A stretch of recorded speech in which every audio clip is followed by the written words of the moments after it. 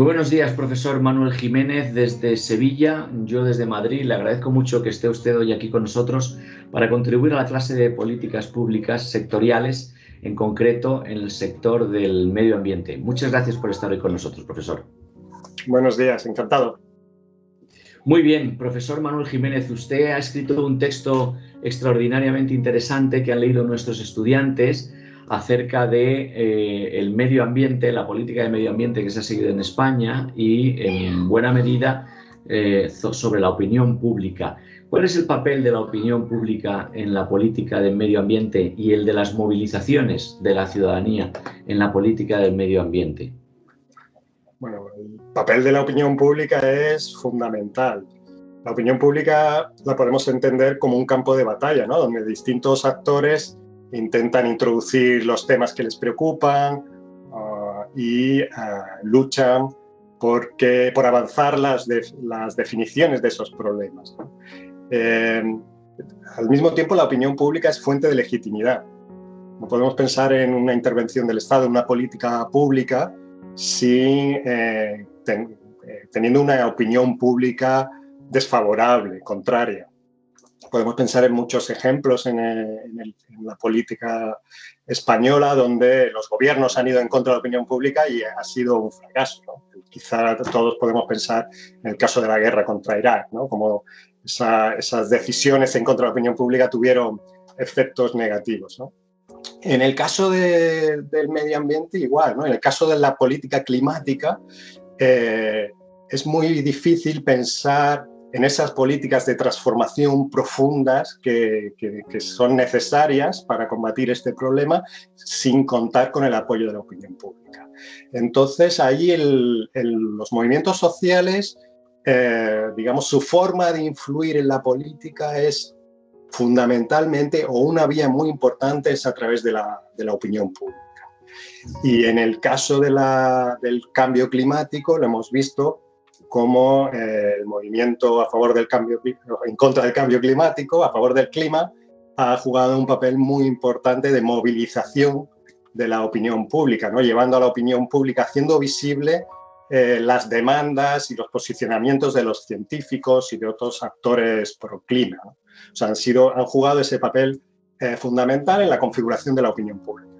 Es un actor importante la opinión pública en la configuración de las políticas, pero en su texto apunta también el paquete de energía limpia para todos los europeos. La Unión Europea es un actor importante. ¿Qué papel desempeña en el diseño y ejecución de las políticas de medio ambiente en España? También fundamental. La europeización de las políticas públicas, ¿no? Se habla de la europeización de las políticas públicas, pues quizá encontramos en el caso del medio ambiente y del cambio climático uno de los mejores ejemplos de europeización de las políticas. Hay que pensar que España, cuando se incorpora a la Unión Europea, apenas tiene institucionalizada la política relacionada con el medio ambiente. Había muy poca política, muy poca intervención, ¿no? En términos de organigrama, el medio ambiente ocupaba posiciones muy, muy bajas en el organigrama del Estado. Entonces se encuentra con que tiene que incorporar todo un cuerpo legislativo muy importante y que ha supuesto pasos de gigante difíciles en la consolidación, en la institucionalización del medio ambiente como materia, como campo de intervención pública. La Unión Europea también ha jugado un papel muy importante a veces como aliado en los sectores, digamos, proambientales del movimiento ecologista, porque han encontrado ahí un referente, ¿no? Un apoyo, una justificación de sus demandas. Entonces, bueno, podríamos pensar en ejemplos como toda la legislación relacionada con la evaluación de impacto ambiental o de acceso a la información ambiental, donde las demandas por parte de la sociedad civil en España para que se cumpliera esa legislación han sido motores también del cambio de la política ambiental en muchas ocasiones. Entonces, por ejemplo, España, un indicador de esto puede ser que España es de los países con más quejas por parte de la ciudadanía por incumplimiento de la legislación ambiental, ¿no? Entonces, ha jugado ese papel de motor y sobre todo de oportunidad para determinados actores para avanzar sus posiciones, ¿no? Qué interesante. Distintos gobiernos en España han tenido un perfil más alto, más bajo en favor del clima, para actuar como palanca, para intentar reducir los efectos del cambio climático. En su texto nos apunta que el gobierno de Rajoy tuvo un perfil, que es el precedente al que tenemos, el anterior al que tenemos ahora, tuvo un perfil bastante bajo. ¿Cuáles fueron los motivos de este perfil bajo y en qué medida, digamos, las industrias más tradicionales, las organizaciones que están más relacionadas con la explotación de combustibles fósiles, tuvieron algún papel en ese perfil bajo que desempeñó el gobierno de Rajoy? Sí, es verdad que en el trabajo se menciona esto, ¿no? El bajo perfil del gobierno de Rajoy en materia de política climática. Las razones, los motivos, pues no están estudiados. Yo creo que ahí hay una laguna de nuestro conocimiento, como en otras muchas políticas públicas, ¿no? De entender por qué determinados actores adoptan determinadas posiciones. Aquí, un poco sin ese conocimiento, sin esa evidencia necesaria para hacer afirmaciones, yo apuntaría a, por un lado, un factor ideológico. Los conservadores españoles no han incluido en su programa la cuestión ambiental, o la han relegado a posiciones poco prioritarias, ¿no? Muy secundarias. A diferencia, a lo mejor, de otros partidos conservadores en países de nuestro entorno.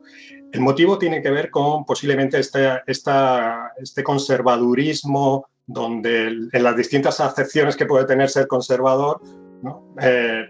Podemos pensar que pueden ser moderados a la hora de pensar en el cambio. Pues yo creo que aquí el conservadurismo es sobre todo tradicional, ¿vale? Entonces se entiende el statu quo como mirando hacia el pasado, fundamentalmente, que mirando al futuro, ¿no?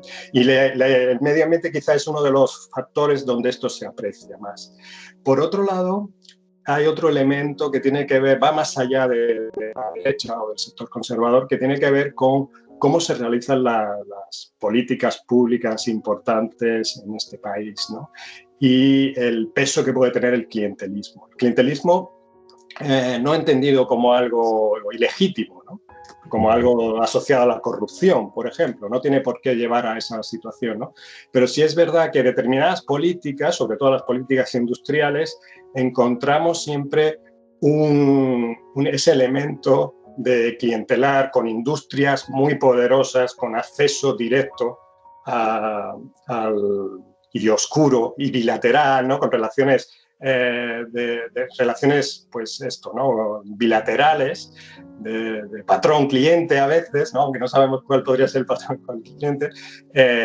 Y sectores como, por ejemplo, la energía tienen muchísimo peso. Entonces, posiblemente en el caso del gobierno de Rajoy encontrábamos con que esos accesos directos eran mucho más fáciles, ¿no? Más directos todavía por parte de determinados sectores industriales, como por ejemplo los vinculados al sector de la combustión, frente, ¿no? a las petroleras, frente, por ejemplo, al acceso que con las élites conservadoras podían tener sectores energéticos emergentes vinculados a las energías renovables. Entonces, posiblemente por ahí tiene que haber, ¿no? Una estructura de poder y de oportunidad para estos intereses económicos.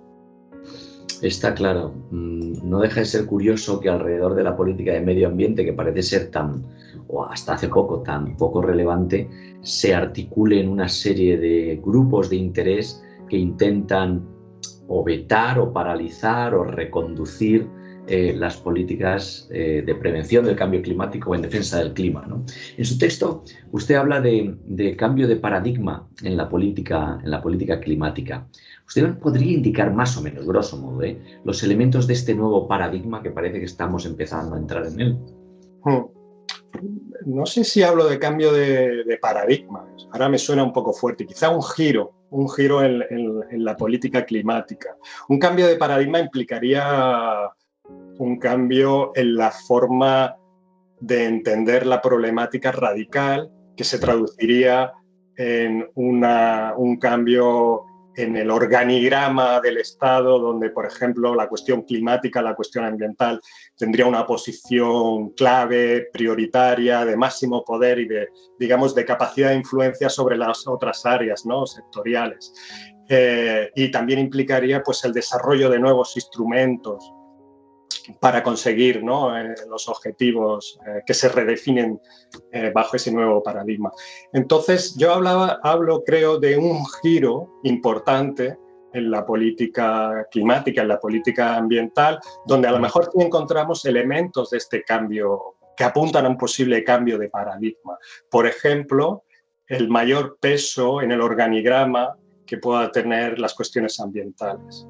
Hay que pensar que, por ejemplo, es la primera vez este gobierno y este gobierno y las dos legislaturas, los dos gobiernos, quizá, ¿no?, ha pasado poco tiempo, en un par de años, es la primera vez que encontramos un ministerio de medio ambiente que engloba, por ejemplo, las competencias de energía, ¿vale?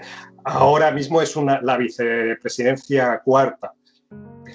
Por encima todavía tiene varias vicepresidencias. Esto quiere decir que, perdón, que tiene una capacidad de influencia mayor, pero todavía es posible que entre en conflicto con otros sectores importantes, ¿no?, como puede ser industria o como puede ser, pues, economía, ¿no?, que está en el organigrama, está por encima. Pero sí tenemos ese elemento, ¿no?, de aumento de presencia, de poder, de autonomía dentro del gobierno, dentro de la administración del Estado, donde se definen las políticas públicas. Y también tenemos en el trabajo menciono el caso de la ministra, que a mí me parece que es un perfil muy interesante y que apunta a ese cambio de paradigma o a ese giro, ¿no?, porque es lo que consideramos muchas veces como una promotora, una emprendedora del cambio. Es una persona que podríamos considerarla como una funcionaria de la política de cambio público, de cambio climático. Funcionar en un sentido positivo, ¿no?, que a veces, o una burócrata, ¿no?, podríamos hablar de una burócrata del cambio climático, ¿no? Entonces tiene un conocimiento y tiene una capacidad de negociación demostrada a lo largo de su experiencia que nos apunta a que pues se está considerando esta cuestión primordial, ¿no?, como una cuestión importante y donde, digamos, se ponen recursos e interés por parte del gobierno. Y por otro lado también tenemos muchos instrumentos que antes no teníamos, económicos y sobre todo legislativos, ¿no?, con un desarrollo, un despliegue del aparato legislativo, ¿no?, relacionado con el cambio climático muy importante y que estaba ahí atascado previamente en el gobierno de Rajoy, ¿no?, el gobierno conservador. Muy interesante. También nos habla en el texto que el Plan Nacional Integrado de Energía y Clima que se ha enfrentado a algunas críticas por algunos actores bastante significados.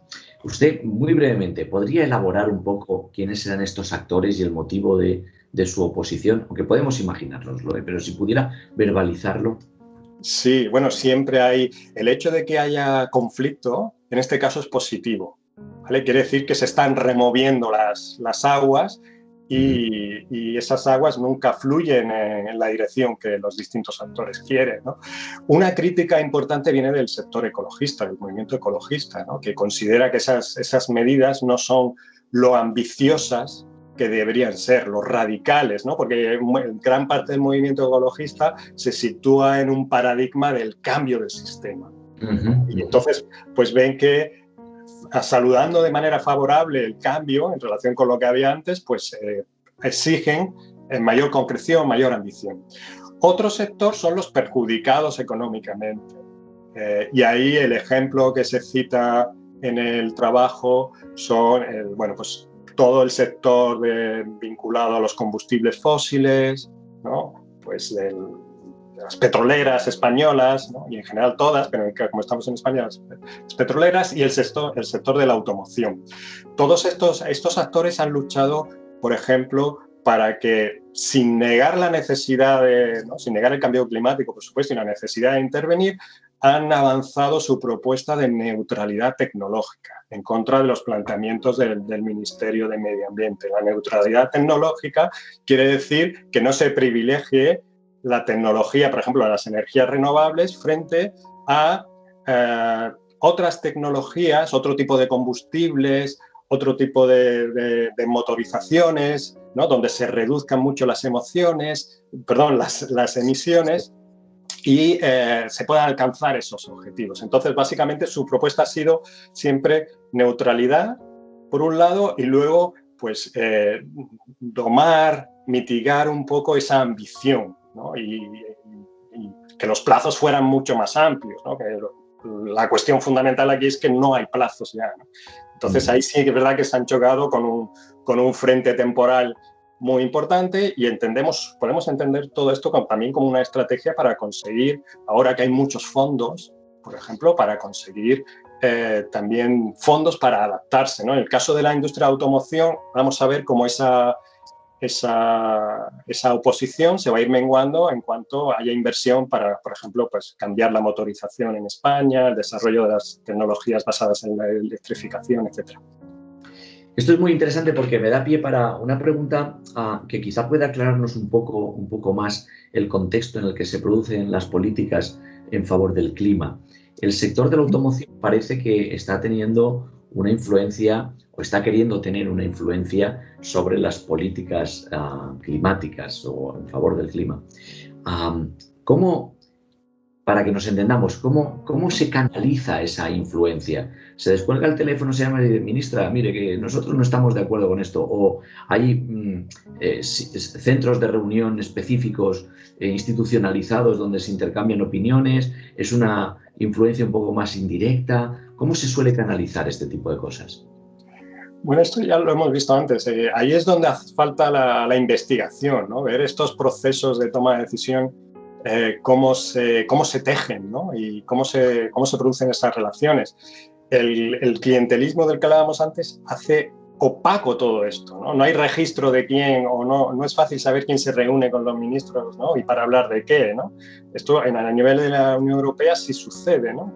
Aquí está todo un poco más, nuestra aproximación tiene que ser un poco desde fuera, de las declaraciones en los medios, de lo que en los foros donde se reúnen, pues ANFAC en este caso, ¿no? El sector de la automoción con la ministra Maroto. Lo que sí podemos ver es que el interlocutor de ANFAC es industria, ¿vale?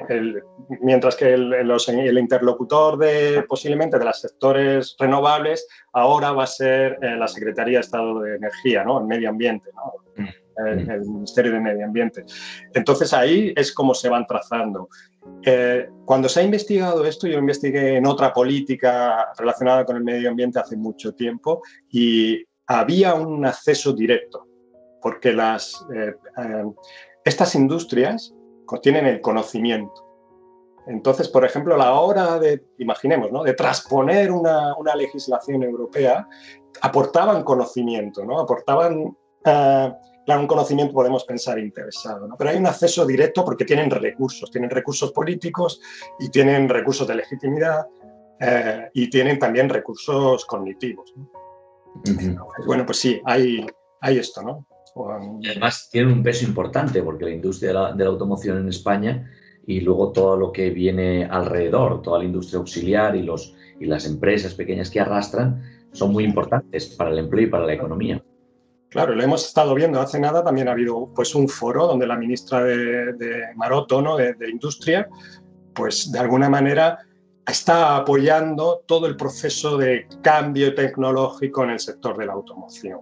Ese apoyo se traduce en una gran parte de estos fondos europeos, ¿no? que van a venir, pues que se van a dirigir, y ahí está la cuestión importante también, se van a dirigir a transformar el sector de la automoción. Entonces, digamos que los sectores que quedan ahí un poco más perjudicados tienen que ver con el petróleo, con los combustibles fósiles, que son los que vamos a ver hasta el último momento criticando, como lo estamos viendo ahora, pues al Repsol criticando muy, muy, muy duramente la ley de cambio climático, que después ya de 2-3 años parece que ahora, en unos meses, se va a aprobar finalmente en el Congreso y en el Senado. Efectivamente. Tiene también, desde un punto de vista analítico, no necesariamente de proximidad ideológica o de intereses, pero tiene sentido que cuando a un actor que obtiene unos beneficios de la explotación de ciertos recursos naturales, como los recursos fósiles, cuando hay una ley que le va a recortar o le puede afectar esos beneficios, es normal que también este actor se revuelva e intente de alguna manera modular esa ley para que sus beneficios o sus intereses se vean menos afectados, ¿no? Digo, desde un punto de vista analítico. Usted nos habla en el texto de un nuevo lenguaje para referirse al medio ambiente, al cambio climático, sobre todo al medio ambiente. ¿Usted nos podría explicar algunos términos brevemente, algunos términos que anclan este nuevo lenguaje y cómo se relacionan con la política medioambiental? Sí, tiene que ver con lo que hemos estado hablando al principio de la opinión pública. Hemos conocido en los últimos años la introducción de términos como el de emergencia climática, Correcto. que tiene su traducción en términos políticos con las declaraciones de emergencia climática que se han ido produciendo en distintos niveles, en distintos parlamentos, como una forma de instar a los poderes a intervenir de manera inmediata en las cuestiones del cambio climático. Entonces, ese término, por ejemplo, el de crisis climática también estaba ya presente, pero asociado a catástrofes naturales normalmente, causadas por fenómenos atmosféricos y tal, pero ahora ya lo vivimos como algo permanente, ¿no? Entonces, estos dos son ejemplos de términos que se han introducido recientemente en la opinión pública y que de alguna manera también cambian la forma de pensar. No solamente están dirigidos a urgir a las autoridades a que actúen, también cambia un poco la percepción que podemos tener los ciudadanos sobre los problemas relacionados con el clima, viéndolos como algo inmediato, algo que está presente en nuestra vida cotidiana y que es urgente. Está claro. Su texto a mí me ha llamado, algunos de los conceptos que usted utiliza me han llamado mucho la atención. Los hemos leído, simplemente se los resalto para decirle lo interesante que me han parecido. El de hipermetropía medioambiental. Me ha parecido una cosa como muy llamativa, ¿no? Que nos puede ayudar a entender mejor cómo está la opinión pública y algunos actores importantes respecto de la emergencia climática que estamos viviendo.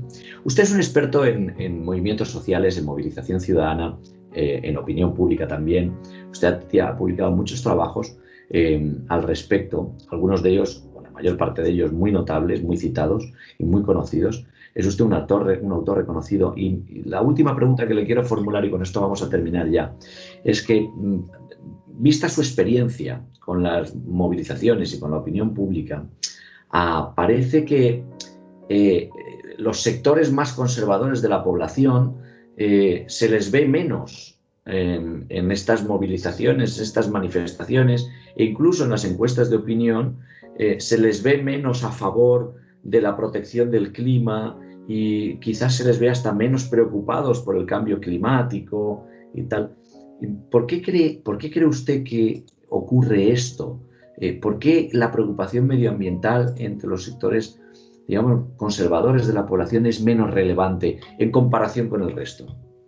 Sí, es cierto que todas, por ejemplo, las movilizaciones, lo hemos visto, están protagonizadas por jóvenes, ¿no? Que se habla de una nueva generación de activistas climáticos.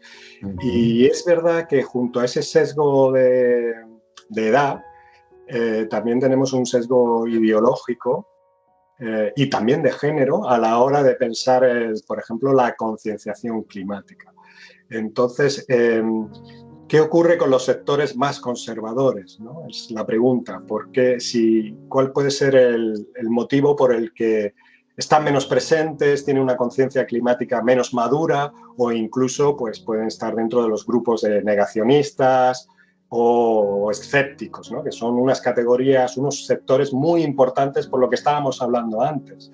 Porque si queremos llevar a cabo estas intervenciones vamos a necesitar el apoyo o al menos la no oposición de sectores amplios de la sociedad. Y aquí tenemos esos sectores conservadores que es verdad que tienen un perfil muy envejecido, sobre todo el negacionismo, está entre personas muy mayores, hombres que viven en hábitats rurales, Pero si ampliamos un poco el negacionismo hacia el escepticismo, también siguen siendo una población conservadora, pero ya mucho más importante, y donde las cuestiones de edad y género, por ejemplo, ya no son tan importantes, ni siquiera el tema del nivel educativo. Tiene que ver, la explicación tendría que ver con varias cosas que hemos estado hablando, ¿no?, a lo largo de la charla.